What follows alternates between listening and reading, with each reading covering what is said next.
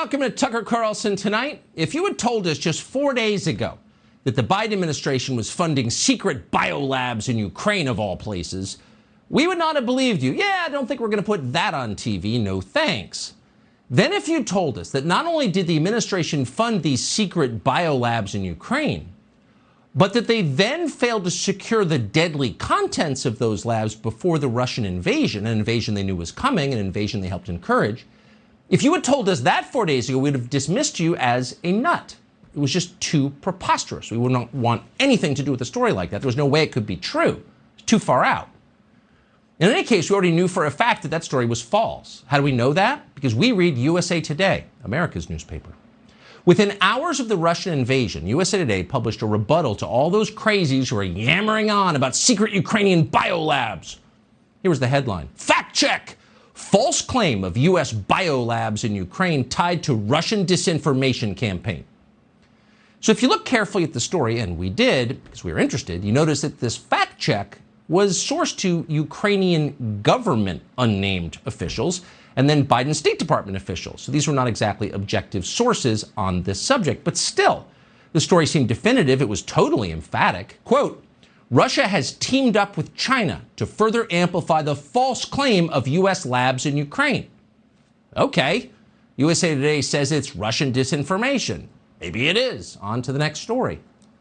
But the fact checks didn't stop. That was weird. We kept seeing the same fact check again and again. It was almost like, despite endless official clarifications, some people refused to believe the Biden administration. They preferred Russian propaganda instead. And we assume they must be QAnon members. We assume that because Foreign Policy magazine told us that. According to Foreign Policy, QAnon, whatever that is, was frantically disseminating, quote, false claims of U.S. biowarfare labs in Ukraine. Those labs obviously didn't exist. It was all just another lie from the Russians, who lie for a living. Then the European Union weighed in, throwing its credibility behind the same claim. These are conspiracy theories, the EU told us. They're lies spread by Putin. An EU spokesman then reminded us that, quote, the credibility of information provided by the Kremlin is in general very doubtful and low. That was good to know. Quote, Russian disinformation has a track record of promoting manipulative narratives about biological weapons and alleged secret labs. Yeah, we're not going to do a segment about secret labs in Ukraine. The last thing we want to do on this show is traffic in Russian disinformation spread by QAnon. So we took a pass on that story. And that's where things stood until yesterday, when we happened to tune in to a hearing of the Senate Foreign Relations Committee. Toria Nuland was testifying, so we were interested.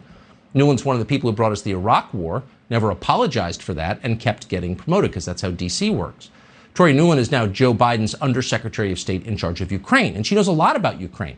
In 2014, Toria Nuland engineered a coup in Ukraine, in the name of democracy, of course. So she is a highly informed source about Ukraine.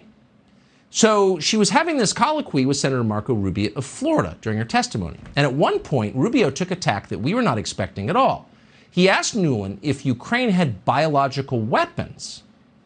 We'd never imagined Ukraine would have biological weapons. Why would Ukraine have bioweapons? So it seemed like a pretty strange question. But it wasn't half as shocking as the answer he got. Watch what Toria Nuland said.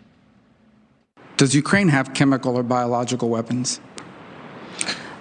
Ukraine has biological research facilities, which, in fact, we are now quite concerned Russian forces may be seeking to gain control of. So we are working with the Ukrainians on how they can prevent any of those research materials from falling into the hands of Russian forces should they approach.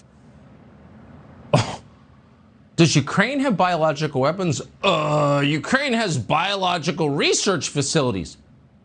What? You mean secret biolabs? Like the secret biolabs Ukraine definitely doesn't have? Ukraine has those? Yes, it does. And not only does Ukraine have secret biolabs, Toria Nuland said, whatever they're doing in those labs is so dangerous and so scary that she is, quote, quite concerned that the so-called research material inside those biolabs might fall into the hands of Russian forces. Try not to use profanity on the air to describe our reaction. our jaws drop. Let's leave it there. Under oath in an open committee hearing, Toria Nuland just confirmed that the Russian disinformation they've been telling us for days is a lie and a conspiracy theory and crazy and immoral to believe is in fact totally and completely true. Whoa. You don't hear things like that every day in Washington. Talk about a showstopper. And a dozen questions instantly jump to mind.